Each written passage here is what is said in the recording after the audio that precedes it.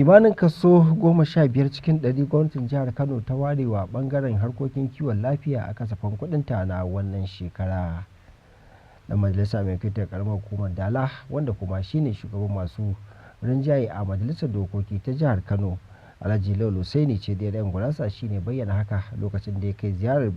gani da ido wasu ƙananan asibitoci da ke yankin Karamar Hukumar ta Dala. Rabi Abdullahi Bature ta haɗa mana rahoto. Yayin da yake jawabi a lokacin ziyarar, wanda ƙungiyoyi masu tallafa lafiya kamar PHC da SHF Accountability Spot Check da haɗin gwiwar ƙungiyar Lidsdale da Engender Health da ƙungiyar International Society for Media in Public Health suka shirya, shugaban masu rinjaye na Majalisar Dokoki na jihar nan, Alhaji Lawal Husaini cediyar 'yan gurasa, ya bayyana cewar makasudin ziyarar shine domin gani da ido halin da asibitoci ke ciki domin sanin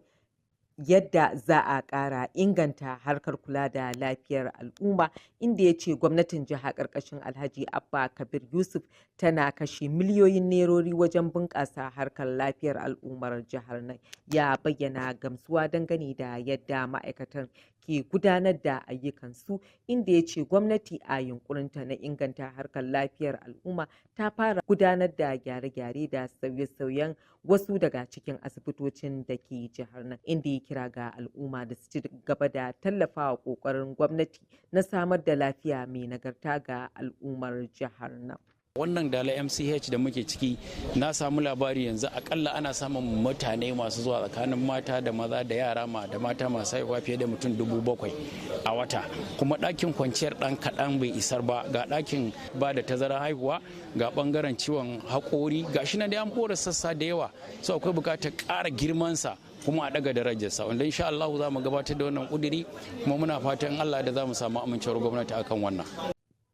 A jawabinta kuma wakiliyar hukumar taimakekeniyar kula da lafiya ta jihar nan, Hajiya Zainab Nagoja, ta bayyana ziyarar da cewar abu ne da ya zo a kan gaba, inda a cewarta ta ce sun zo ne domin yin duba dangane da halin da asibitocin ke ciki da nufin ƙara samun hanyar inganta harkar lafiya. A jawabinsa, shugaban kwamiti na al'ummar da suke zuwa asibitin Malam Arma Ya'u Suleiman ya bayyana jin daɗi da gamsuwa dangane da yadda al'umma ke samun kulawa daga ma'aikatan asibitin, inda ya ce hakan ta sanya su neman tallafin wasu masu taimakon al'umma, inda suka zo suka gudanar da wasu gine-gine a wani sashi na asibitin. Rabi Abdullahi Bature ɗauke da rahoton. Hukumar hana cin hanci da rashawa tare da dakile yi wa ƙasar tattalin arzikin ƙasa zagon ƙasa ta EFCC ta kame kimanin mutane 6 'yan asalin ƙasashen waje. Hukumar ta kama su ne saboda